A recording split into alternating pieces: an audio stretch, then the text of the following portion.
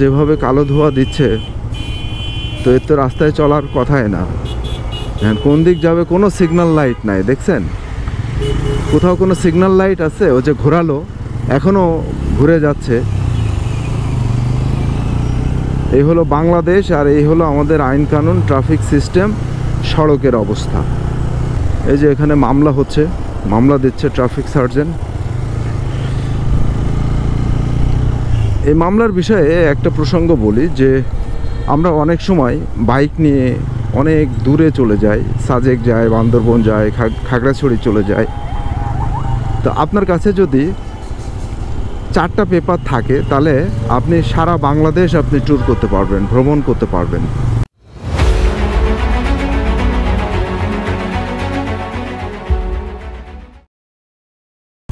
হে everyone, আসসালামু আলাইকুম। এখন আমি আছি জাপান গার্ডেন সিটির সামনে, এটা মোহাম্মদপুর। যাব একটু কল্যাণপুর ঠিক না, গাবতলী টেকনিক্যাল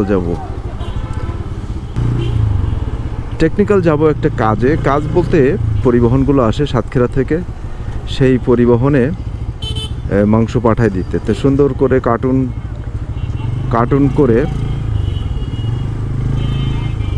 পাঠায় দিছে, সেটা আনার জন্য যাচ্ছি। রাস্তাটা আজকে শুক্রবার, কিন্তু রাস্তায় প্রচুর ক্রাউড।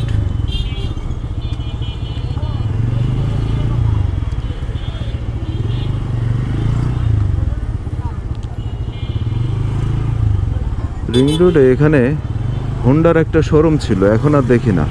এই যে বাঁয়ে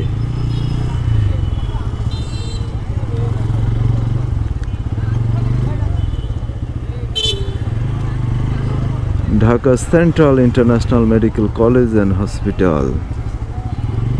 কি অবস্থা রাস্তা, ভয়াবহ খারাপ অবস্থা।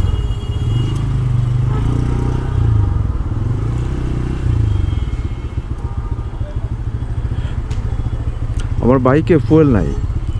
সেই ঈদের সময় সাতক্ষীরা থেকে আসছি, পুরো ফুয়েল লোড করে, তারপর থেকে আজ পর্যন্ত সেই ফুয়েলেই চলছে, নতুন করে আর তেল লোড করিনি। অবশ্যই এর কারণ আছে, বাইরে তো ওইভাবে ট্যুর দেওয়া হয়নি। আমার বাসা থেকে অফিস হলো মাত্র 2 কিলোমিটার, 2 আর 2 4 কিলো, আর এভারেজ ধরেন এদিক সেদিক একটু ঘোরাঘুরি করলে 5 কিলো হতে পারে।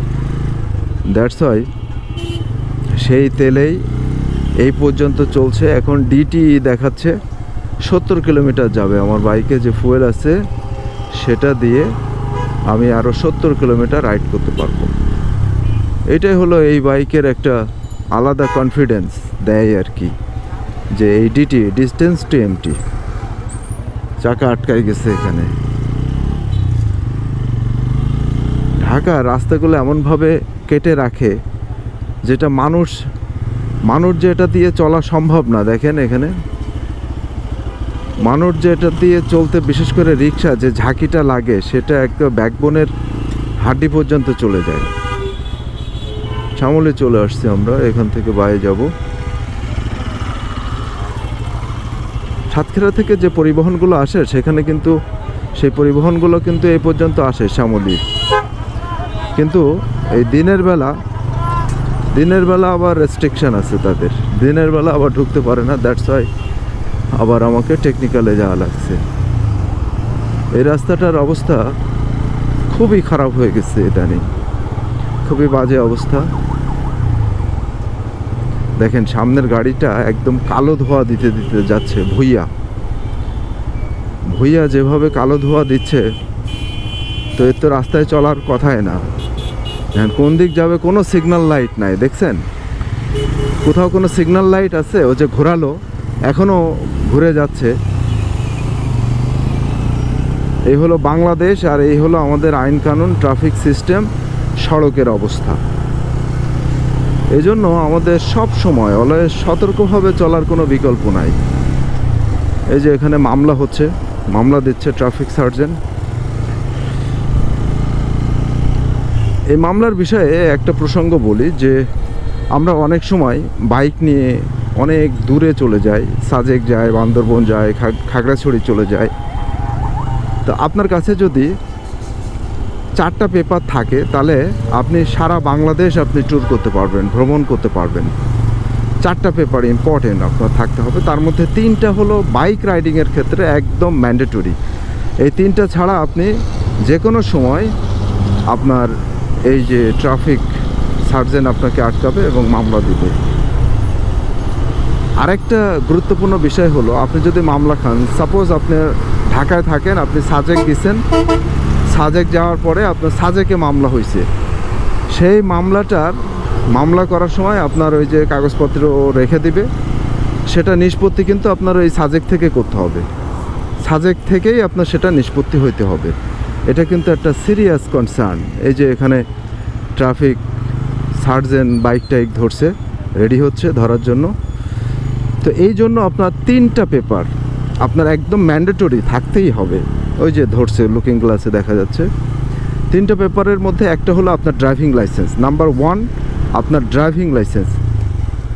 দেখছেন অবস্থাটা, দেখেন পোলাপানের অবস্থা। এগুলা পোলাপান রাস্তায় নিয়ে আসলে মিনিমাম মোটিভেশন দিয়ে হাত ধরে রাস্তা পার করা উচিত।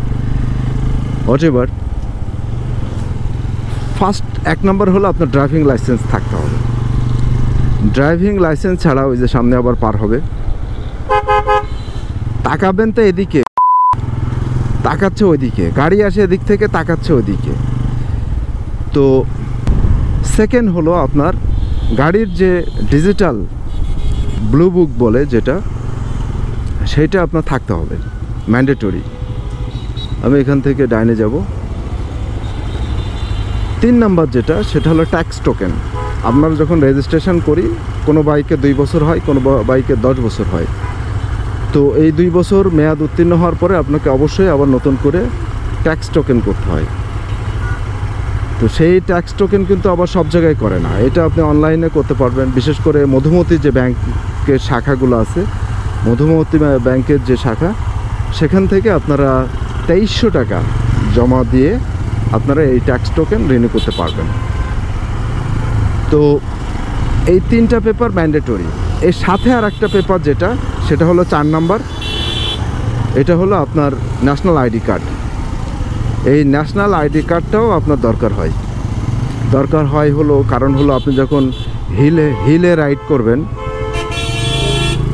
আপনি যখন পাহাড়ে যাবেন, তখন কিন্তু বিভিন্ন জায়গায় চেকপোস্ট আছে, তখন আপনার এই ন্যাশনাল আইডি কার্ডের ফটোকপি জমা দিতে হয়। তাছাড়া হলো আপনার যদি কোনো হোটেল আছে, বিভিন্ন হোটেলগুলোতে থাকতে হলে আপনার এই ন্যাশনাল আইডি কার্ডের ফটোকপি জমা দেওয়া লাগে। এই জন্য 4টা পেপার হলো খুবই ম্যান্ডেটরি। তো আমি আমার এই যে টেকনিক্যালের লোকেশানে চলে আসছি। গাড়িগুলা এখান থেকে এখানে ঢুকে এই যে এখানে দাঁড়ায়। তো ইনফরমেশানগুলো ছোট ইনফরমেশান, এগুলো আপনাদের সাথে শেয়ার করলাম। আশা করি ইনফরমেশানগুলো আপনাদের চলার পথে হয়তো হেল্প করবে, কাজে লাগতে পারে। যদি কাজে লাগে তাহলে আমার এই ভিডিওটি লাইক কমেন্ট করতে পারেন। আর আমাদের চ্যানেলে নতুন হয়ে থাকলে চ্যানেলটি সাবস্ক্রাইব করতে পারেন। সবাই ভালো থাকবেন এবং ভালো রাখবেন। আসসালামু আলাইকুম।